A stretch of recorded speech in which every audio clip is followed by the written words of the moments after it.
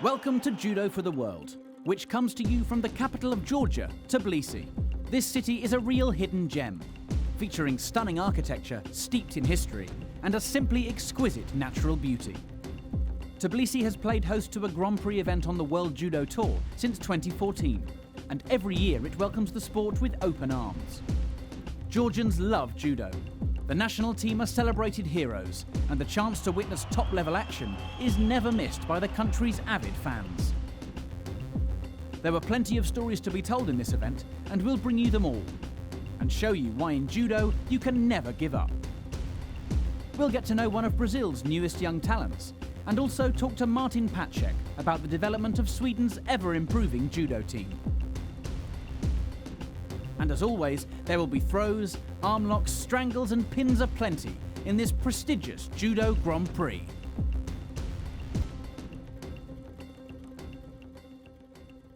We start with undoubtedly the biggest star in action in Tbilisi, under 57 kilograms Olympic champion Rafaela Silva of Brazil. The world number 4 would take on Russia's Irina Zabludina in the final, where she would be hoping to defend her title from last year, which she won with a crowd-pleasing, flying Jujigatami armbar. But after a disappointing showing earlier this year in Paris, and now carrying a huge target on her back as reigning Olympic champion, could she catch Zabludina the same way? Your commentator is former world champion Neil Adams. Zabludina, now right-handed. There's the flying Juji again from Silva. Now then, can she repeat last year's final? Zabludina pulls the arm through, she gets the elbow out, and there won't be a repeat of last year's final. Silva now will have to be careful down here. Zabludina also likes the Juji, of course. There's the Juji again there from Silva, trying the flying Juji. And Zabludina now knows it's coming. Right-handed against left-handed, and they go down together. Great transition there from Zabludina. Now she's on the arm. And I'd said that Silva has got to be careful down here. Can she turn her? Yes, she can. And now it's the other way round. And Zabludina now just needs to straighten it up. The Olympic champion in all sorts of trouble here. The arm's coming out. Zabludina, the determination on her face, and she gets the submission. Great work from Zabludina, and she gets the gold medal for Russia. I think that from now on, it will be harder for me because I am Olympic champion, and my rivals are trying extra hard to beat me. I knew she was dangerous, she got my arm, and I couldn't escape. And who better to show us Zabludina's Jujigatami than the man who used it to win a world title? Our commentator, Neil. Great groundwork people have great transition from standing down to ground. They know exactly what they want, and they know how to get into the technique that they want. Often, it's either a failed technique or one that I'm defending, either for the strangle or for the arm lock. So if the arm is there, I have to catch it before he defends. Catch it, and then keep it controlled all the way through the movement. When I get to this stage here, the arm, if I'm going for the arm, needs to be almost out. But the most important thing is the transition. I have to know exactly what I want, when to go for it, and how to finish it off. The in-form fighter at under 48 kilograms is Brazil's newcomer, Stephanie Koyama. In March, the 21-year-old announced her arrival on the World Judo Tour with Grand Slam gold in Baku, and she was looking to build momentum here in Tbilisi with another win. Her opening encounter against Britain's Kimberly Rennicks saw her throwing for Wazari with Sianagi, a shoulder throw, before pinning for the full Ippon win. A dropping Sodi Tsuriko Migoshi against Melanie Clement of France followed for a Wazari, before she continued to show her flair for shoulder throws in the final, registering the only score of the bout with just 10 seconds to go with this Wazari against Ukrainian Maria Cherniak. After just 2 showings on the World Judo Tour, Koyama is already up to world number 11. So as a star of the future, we decided to get to know her.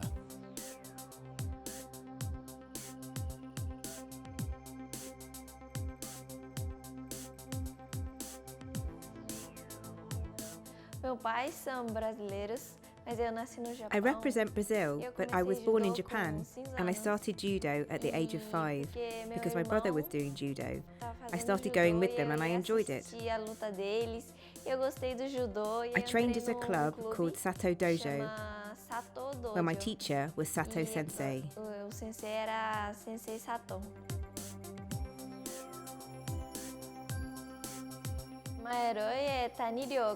My hero is Tani Ryoko, because when I was small, I saw her fights on the TV and saw her doing seoi and getting Ippon. I liked her fights, she was great.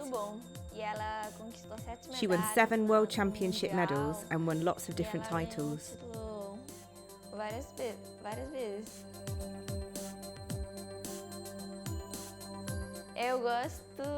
I like seoi because Ryoko Tani did seoi really well, and now it's my favourite.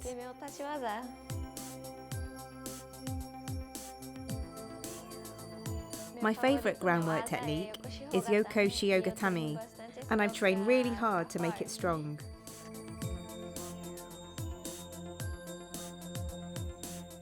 My favourite moment up until now was winning the Baku Grand Slam. It was my first podium representing Brazil.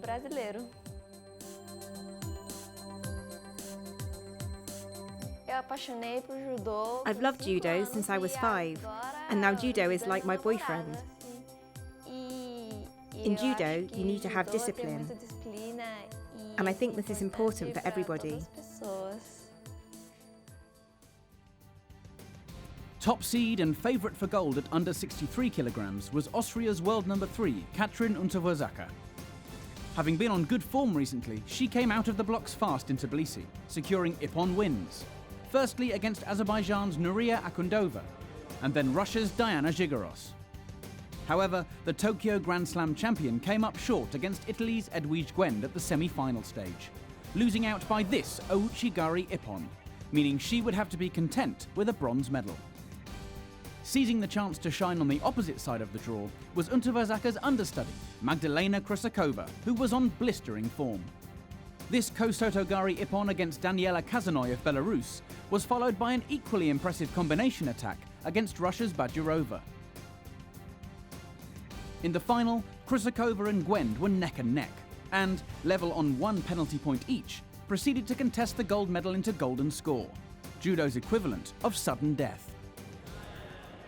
Krusakova, can she get the gold medal for Austria? Unterwurzacker, of course, the number 1 in Austria, but she's got 3rd place here. And now that's going to be a score! Yes, she does it!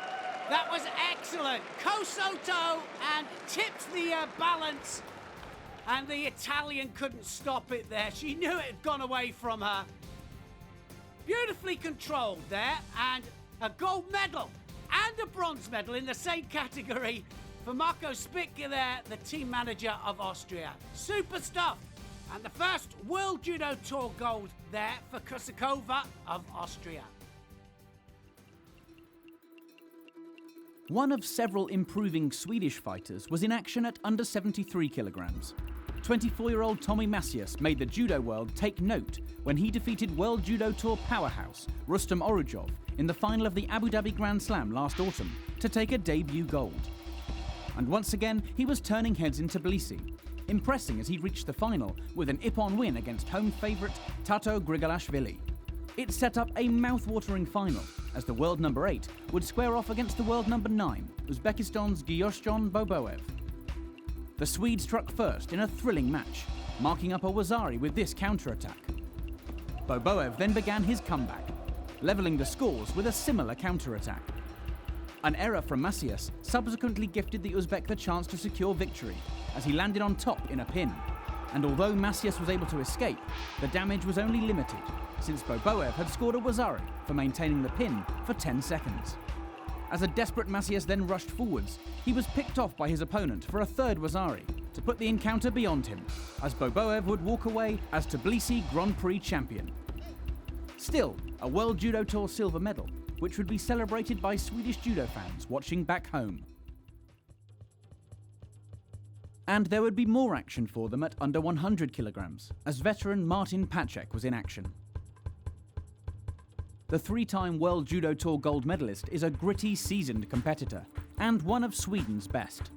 Once again, he demonstrated his ability to win contests in Tbilisi, as he progressed to the semi-final. There, a pressure point counterattack against Lithuania's Yevgenis Borodavko saw him through to yet another final, as he edged closer to defending his title from last year.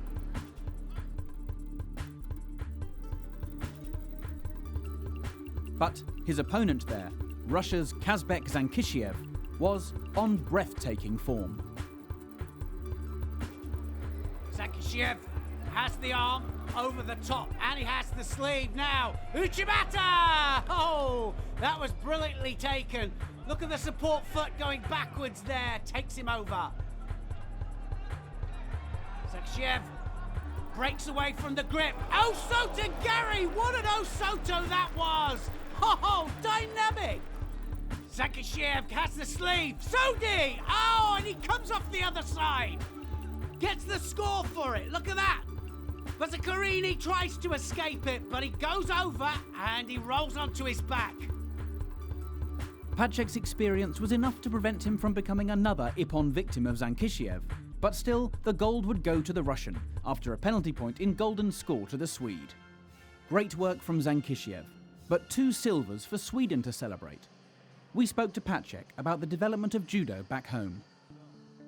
Our team is getting bigger and bigger every year.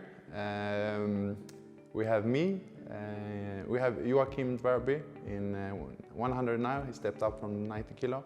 We have a good junior now, Sonerud, he was here, and my brother is in 81, and then we have the girls, Mia Hermansson and Anna Bernholm, and then we have young guys coming up soon, so we will see them. You will see them at the next competitions. I've known Tom Messias a long time. My brother is together with his sister, so we are practically a family. In the past half year, he did amazing results, winning the Abu Dhabi Grand Slam, third at the Düsseldorf Grand Prix, and second here, so he's amazing. He's fighting really good and good techniques, so it's amazing to see him fight. Sweden is not so big judo country as, France or Japan or Brazil. So we have to work with the things we have. In Sweden we have to move, everybody had to move to Stockholm to train together every day. So we did it a couple of years ago. So it's really, really like a family, training together every day, go away at the competitions together. If somebody fights, we all go out and support them as good as we can. And that's the main thing. It's like a family. It's really great. So it's amazing for us to fight in World Judo Tour. The kids at home can see us fight. So we inspire them to be next champions of judo in the future. Number 3 in our list of the top Tbilisi Ippons is Brazil's dynamic thrower Charles Chibana. Chibana, he's got the soda, he's got so much actually. Now, looks for the Kouchi. Oh, look at that! Big Surigoshi from Chibana, and he gets the bronze medal. Always a massive thrower, Chibana. The arm was over the back there, and look at the pull he gets. The hips come across. He readjusts his balance, and then look at the head, drives downwards, and he takes him over for a beautiful Ippon and the bronze medal.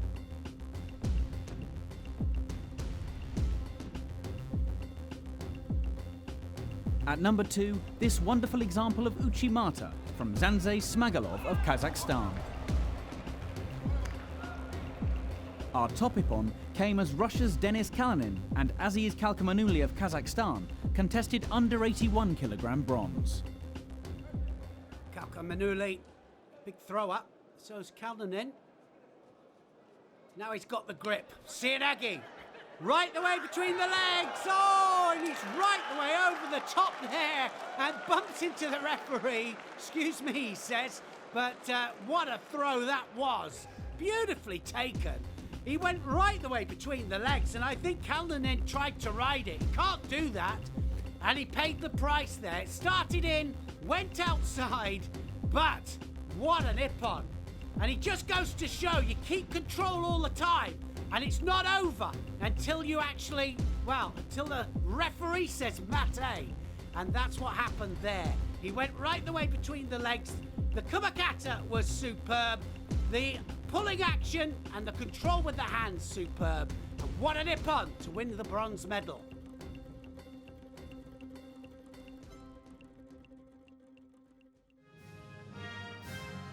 There was a chance for France to salute their anthem at under 52 kilograms after Amandine Bouchard secured her first World Judo Tour gold in the bracket after moving up from 48 kilograms. In the final, she overcame the vast experience of Brazil's Erica Miranda, scoring Wazari with an impressive side sacrifice technique.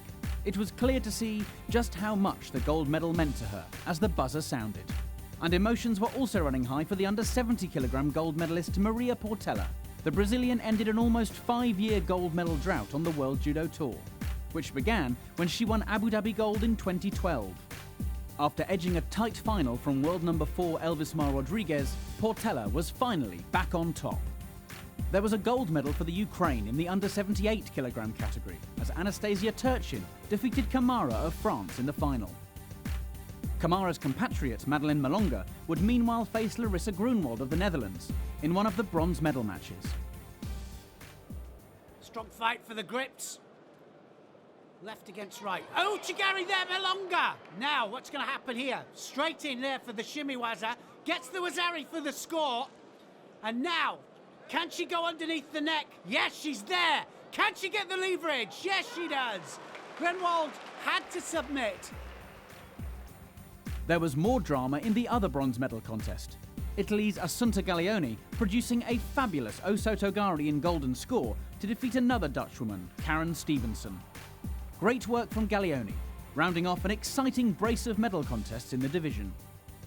Up one weight, and it was also in the bronze medal match that the action would come, as Ukraine's Svetlana Yaromka and Lithuania's Santa Pakeniti did battle. Yaromka has the sleeve. And there's the Osoto! Oh, what a technique! Beautifully taken there from Yaromka. Crowd appreciate that. She was on the same side, both the hands on the same side, and, well, beautifully executed. Reaches round for the Osoto, drives forwards, and Pakenit didn't stand a chance. Earlier in the eliminations, Pakeniti had led against Brazilian Maria Suelen Altaman, scoring a pair of near-identical wazaris to come within touching distance of a place in the final. But a judo contest isn't over until the final gong. Pakenit is ahead there, 2 scores. Altaman, though, not giving up. Oh, look at that! Oh, look, Harai Makikomi, beautifully taken. And it's never over, it really isn't. It was beautifully taken, and what an Ippon. The final would see Marina Slutskaya of Belarus taking her first World Judo Tour gold medal after 2 wazari scores were enough to disappoint Altaman. Rounding off a category full of twists and turns. Georgia celebrated their first gold in the under 60 kilograms from an unexpected champion in Lukumi Chukvimiani, who was dominant in his preliminary bouts, eventually booking his place in the final by submitting Uzbekistan's Tashkent Grand Prix champion Mukhidrin Tilavov with a strangulation technique. Georgia's number 1, Amiran Papanashvili, was looking predictably dangerous on home soil, securing a domestic final by defeating Russia's Albert Ogazov in style. But the final itself would see an upset as Chukvimiani turned the international formbook on its head to take the gold after 2 wazari scores. A joyous occasion for his family and friends in the crowd, and as always, there was nothing but respect between the 2 judoka at the end of the bout. Up one weight, Lasha Guniashvili became the hero. A tough test was in store at the semi-final stage as he faced big thrower Chibana, fresh from a win earlier on with this stunning Uchimata. But Guniashvili rose to the challenge and showed his own throwing skills to take a wazari from the Brazilian, giving himself the spot in the final. There, he fell behind to Mongolia's former world number 1, Davadorj. But in the dying seconds of the contest, Davidovich committed a false attack, clearly dropping with no intent to throw and clearly committing a penalty offence, leaving the referee no option but to give him a third Shido, signalling disqualification and defeat. The crowd erupted as Guinashvili was crowned champion. The man on form at under 81 kilograms was the stylish Brazilian Victor Penalba, whose attractive judo was once again on display. But so too was his steel at the semi-final stage. He had to come from a Wazari down against Russia's Denis Kalinin. First, he levelled with a foot sweep, which saw him run his opponent halfway across the tatami to get the score. His persistence having paid off, Penalba then showed pure class to score an outright Ippon with this perfectly executed Ouchigari attack. Last year's Tbilisi champion Alan Kubetsov would face Penalba in the final, after showing off his equally impressive throwing skills throughout the day. It seemed as though victory would be his after a spectacular Ippon in the final. But there was a twist in the tale. Kubetsov had touched the legs. The video referee therefore penalised him, which would ultimately mean disqualification for a third offence in the match. Penalba emerging a happy champion in Tbilisi. Russia were 1 and 2 on the under 90 kilogram podium after Stanislav Ratinsky defeated his teammate Mikhail Igolnikov in the final with a Juji Gatami armbar.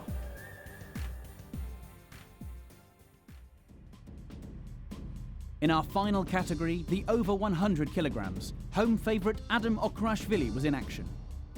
He was out to recover his spot as Georgian #1 after the recent success of Guram Tushishvili at the Baku Grand Slam just a few weeks ago has made many question if he should carry Georgia's flag into the future of the division.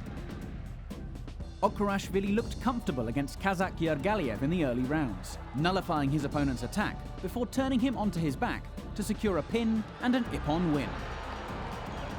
But in his semi-final contest, he took on Brazil's David Moura and fell behind by a Wazari. With just 20 seconds left, Okrashvili had to make something happen. Moura just needs to hold him off. And Okrashvili trying to get past the legs. This could be dangerous here for Moura. Oh, he's got into the hold down. And the crowd go wild. And Okrashvili has pulled it back. Looking to stop Okrashvili in the final was the Ukraine Stanislav Bondarenko, who had knocked out another tough Georgian, Levani Matiashvili, at the semi-final stage, after throwing for a Wazari and holding for the win. Minute and a half into this contest. Okrashvili looking for the big attack. So's Bondarenko. Oh, now this could be it. Okrashvili goes into the hold down. He gets the Wazari for the score. And it's outside coming. If it wasn't before, it definitely is now. And the crowd are going wild. They absolutely love their judo here in Georgia. And what a way to finish this tournament. Adam Okrashvili wins the gold medal. And it's the last medal of the tournament. This is how it happened. Bondarenko tries a big Kosoto. Well countered there by Okrashvili. And then directly into the Osai Komi. Small readjustment of balance, and then it was all over. The crowd knew that Bondarenko wasn't going to get up, and Okrashvili wins the last medal for Georgia. And what a way he did it. He did it in style. So, once again, another fantastic Tbilisi Grand Prix comes to an end, as we leave this beautiful city for another year, after an event which showed how judo is anything but predictable, and how the fight is never over until the buzzer sounds. Our next event will be in Antalya, Turkey, and we look forward to seeing you there.